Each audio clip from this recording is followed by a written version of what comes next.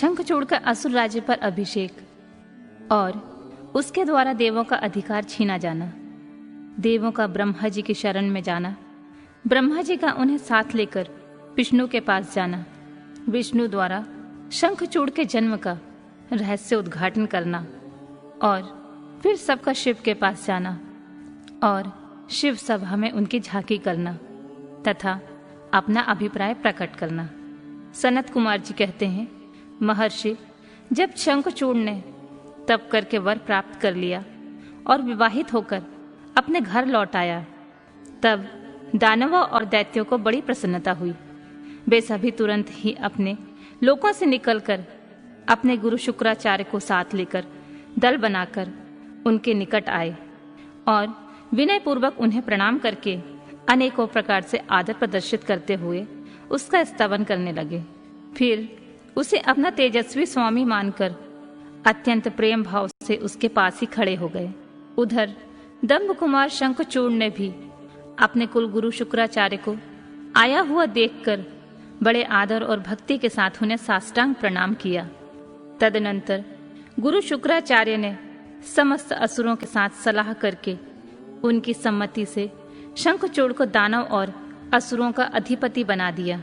दंभ पुत्र शंखचूड़ प्रतापी एवं वीर तो था, उस समय असुर राज्य पर अभिषिक्त होने के कारण ही वह असुर राज विशेष रूप से शोभा पाने लगा।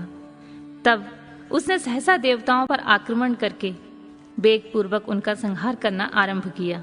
संपूर्ण देवता मिलकर भी उसके उत्कृष्ट तेज को सहन न कर सके, अतः वे समर भूमि से भाग चले और दीन होकर यत्र तत्र पर्वतों की खोहों में जा छिपे। उनकी स्वतंत्रता जाती रही। वे शंखचूड़ के वशवर्ती होने के कारण प्रभाहीन हो गए। उधर शूरवीर प्रतापी दंभ कुमार दानवराज शंखचूड़ ने भी संपूर्ण लोकों को जीतकर देवताओं का सारा अधिकार छीन लिया। वह त्रिलोकी को अपने अधीन करके संपूर्ण लोकों पर शासन करने लगा और स्वयं इंद्र बनकर सारे यज्ञ भागों को भी हड़पने लगा तथा अपनी शक्ति से कुबेर, सोम, सूर्य, अग्नि, यम और वायु आदि के अधिकारों का भी पालन कराने लगा। उस समय महान बल पराक्रम से संपन्न महावीर शंखचूड़ समस्त देवताओं, असुरों, दानवों, राक्षसों, गंधर्वों, नाग, किन्नरों, मनुष्यों तथा त्रिलोकी के अन्य प्राणियों का एक छत्र सम्राट था। इस प्रकार महान राजराजेश्वर शंखचूड़ बहुत वर्षों तक संपूर्ण भुवनों के राज्य का उपभोग करता रहा। उसके राज्य में न अकाल पड़ता था, न महामारी और न अशुभ ग्रहों का प्रकोप था। आदि व्याधियां भी अपने प्रभाव को नहीं डाल पाती थीं। यूं सारी प्रजा सदा सुखी रहती थी। पृथ्वी बिना जोते ही अनेक प्रकार के धान्य उत्पन्न करती थी। नाना प्रकार की औषधियां उत्तम उत्तम फलों से और रसों से युक्त थी। उत्तम उत्तम मणियों की खदानें थीं। समुद्र अपने तटों पर निरंतर ढेर के ढेर रत्न बिखेरते रहते थे। वृक्षों में सदा पुष्प लगे रहते थे। सरिताओं में सुस्वाद नीर बहता था। देवताओं के अतिरिक्त सभी जीव सुखी थे। उनमें किसी प्रकार का विकार उत्पन्न नहीं होता था। चारों वर्णों और आश्रमों के सभी लोग अपने अपने धर्म में स्थित रहते थे। इस प्रकार जब वह त्रिलोकी का शासन कर रहा था, उस समय कोई भी दुखी नहीं था। केवल देवता भ्रातृद्रोहवश दुख उठा रहे थे। मुने महाबली शंखचूड़ गोलोक निवासी श्री कृष्ण का परम मित्र था। साधु स्वभाव वाला वह सदा श्री कृष्ण की भक्ति में निरत रहता था। पूर्व शापवश उसे दानों की योनि में जन्म लेना पड़ा था, परंतु दानव होने पर भी उसकी वृद्धि दानों की सी नहीं थी। प्रिय व्यास जी, तदनंतर जो पराजित होकर राज्य से हाथ धो बैठे थे, वे सभी सुरगुण तथा ऋषि परस्पर मंत्रणा करके ब्रह्मा जी की सभा को चले गए। वहां पहुंचकर उन्होंने ब्रह्मा जी का दर्शन किया और उनके चरणों में अभिवादन करके विशेष रूप से उनकी स्तुति की। फिर अकुलता पूर्वक अपना सारा वृतांत उन्हें कह सुनाया। तब ब्रह्मा उन सभी देवताओं तथा मुनियों को ढांढस बनाकर उन्हें साथ ले सत्पुरुषों को सुख प्रदान करने वाले वैकुंठ लोक में चल पड़े। वहां पहुंचकर देवगणों सहित ब्रह्मा ने रमापति का दर्शन किया। उनके मस्तक पर किरीट सुशोभित था। कानों में कुंडल झलमला रहे थे और कंठ वनमाला से विभूषित थी। वे चतुर्भुज देव अपने चारों भुजाओं में शंख, चक्र, गदा और पद्य धारण किए हुए थे। श्री विग्रह पर पीतांबर शोभा दे रहा था और सनंदन आदि सिद्ध उनकी सेवा में नियुक्त थे। ऐसे सर्वव्यापी विष्णु की झांकी करके ब्रह्मा आदि देवताओं तथा मुनीश्वर ने उन्हें प्रणाम किया और भक्ति पूर्वक हाथ जोड़कर उनकी स्तुति करने लगे। देवता बोले, सामर्थ्यशाली वैकुंठाधिपते, आप देवों के देव भी और लोकों के स्वामी हैं। आप त्रिलोकी के गुरु हैं। श्री हरे, हम सब आपके शरणापन्न हुए हैं। आप हमारी रक्षा कीजिए। अपनी महिमा से कभी युक्त न होने वाले ऐश्वर्यशाली त्रिलोकेश, आप ही लोकों के पालक हैं। गोविंद, लक्ष्मी आप में निवास करती है और आप अपने भक्तों के प्राण स्वरूप हैं। आपको हमारा नमस्कार है। इस प्रकार स्तुति करके सभी देवता श्री हरि के आगे रो पड़े। उनकी बात सुनकर भगवान विष्णु ने ब्रह्मा से कहा, ब्रह्मा, यह वैकुंठ योगियों के लिए भी दुर्लभ है। तुम यहाँ किस लिए आए हो? तुम पर कौन सा कष्ट आ पड़ा है? वह यथार्थ रूप से मेरे सामने उसका वर्णन करो। सनत कुमार जी कहते हैं, मुने, श्री हरि का वचन सुनकर ब्रह्मा जी ने विनय भाव से सिर झुकाकर उन्हें बारंबार प्रणाम किया और अंजलि बांधकर परमात्मा विष्णु के समक्ष स्थित हो देवताओं के कष्ट से भरी हुई शंखचूड़ की सारी करतूत कह सुनाई। तब समस्त प्राणियों के भावों के ज्ञाता भगवान श्री हरि उस बात को सुनकर हंस पड़े और ब्रह्मा से उस रहस्य का उद्घाटन करते हुए बोले। श्री भगवान ने कहा, कमल योनि, मैं शंखचूड़ का सारा वृतांत जानता हूँ। पूर्व जन्म में वह महातेजस्वी गोप था जो मेरा भक्त था। मैं उसके वृतांत से संबंध रखने वाले इस पुरातन इतिहास का वर्णन करता हूँ। सुनो, इसमें किसी प्रकार का संदेह नहीं करना चाहिए। भगवान शंकर सबका कल्याण करेंगे। गोलोक में मेरे ही रूप श्री कृष्ण रहते हैं। उनकी स्त्री श्री राधा नाम से विख्यात है।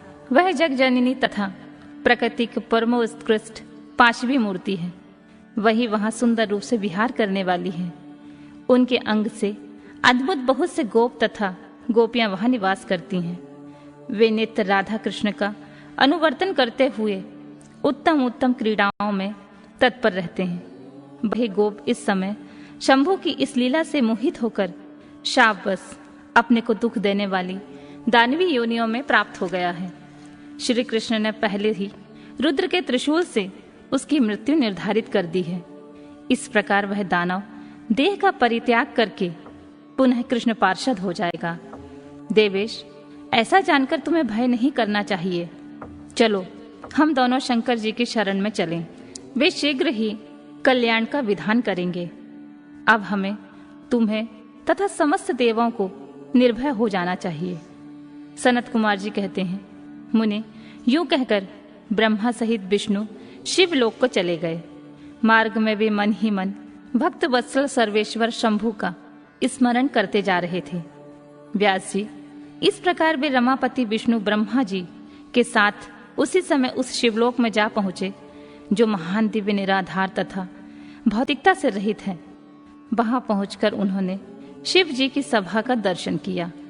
वह ऊंची एवं उत्कृष्ट प्रभावशाली तथा प्रकाशयुक्त शरीरों वाले शिव पार्षदों से घिरी होने के कारण विशेष रूप से शोभित हो रही थी। उन पार्षदों का रूप सुंदर कांति से युक्त महेश्वर के रूप के सादृश था। उनके 10 भुजाएं थीं, 5 मुख और 3 नेत्र। गले में नील चिन्ह तथा शरीर का वर्ण अत्यंत गौर था। वे सभी श्रेष्ठ रत्नों से युक्त रुद्राक्ष और भस्म के आभरण से विभूषित थे। वह मनोहर सभा नवीन चंद्रमंडल के समान आकार वाली तथा चौकोर थी। उत्तम उत्तम मणियों तथा हीरों के हारों से सजाई गई थी। अमूल्य रत्नों के बने हुए कमल पत्रों से सुशोभित थी। उनमें मणियों की जालियों से युक्त गवाक्ष बने हुए थे, जिसमें वह चित्र विचित्र दिख रही थी। शंकर जी की इच्छा से उसमें पद्यराग मणि जड़ी हुई थी, जिसमें वह बड़ी अद्भुत सी लग रही थी। वह स्वयं अंतक मणि की बनी हुई सैकड़ों सीढ़ियों से युक्त थी। उसमें चारों ओर इंद्रनील मणि के खंभे लगे थे, जिन पर स्वर्ण सूत्रों से ग्रथित चंदन के सुंदर पल्लव लटक रहे थे, जिसमें वह मन को मोह लेती थी। वह भली भांति संस्कृत एवं सुगंधित वायु से सुवासित थी। 1,000 योजन विस्तार वाली वह सभा बहुत से किन्नरों से खचाखच भरी थी। उसके मध्य भाग में अमूल्य रत्नों द्वारा निर्मित एक विचित्र सिंहासन था। उसी पर उमा सहित शंकर विराजमान थे। उन्हें सुरेश्वर विष्णु ने देखा। वे तारकाओं से घिरे हुए चंद्रमा के समान लग रहे थे। वे किरीट, कुंडल और रत्नों की मालाओं से विभूषित थे। उनके सारे अंग में भस्म रमाई हुई थी। वे लीला कमल धारण किए हुए थे। महान उल्लास से भरे हुए उमाकांत का मन शांत और प्रसन्न था। देवी पार्वती ने उन्हें सुवासित तांबुल प्रदान किया था, जिसे वे चबा रहे थे। शिवगण हाथ में श्वेत चमर लेकर परम भक्ति के साथ उनकी सेवा कर रहे थे और सिद्ध भक्तिवश सिर झुकाकर उनके स्तवन में लगे हुए थे। वे गुणातीत, परेशान, त्रिदेवों के जनक, सर्वव्यापी, निर्विकल्प, निराकार, स्वेच्छा अनुसार, साकार, कल्याण स्वरूप, माया रहित, अजन्मा, आद्य, माया के अधीश्वर, प्रकृति और पुरुष से भी परात्पर, सर्वसमर्थ, परिपूर्णतम और समता युक्त हैं। ऐसे विशिष्ट गुणों से युक्त शिव को देखकर ब्रह्मा और विष्णु ने हाथ जोड़कर उन्हें प्रणाम किया और फिर वे स्तुति करने लगे। विविध प्रकार से स्तुति करके अंत में वे बोले, भगवान, आप तीनों और अनाथों के सहायक, दीनों के प्रतिपालक, दीनबंधु, त्रिलोकी के अधीश्वर और शरणागत वत्सल हैं। गौरीश, हमारा उद्धार कीजिए। परमेश्वर, हम पर कृपा कीजिए।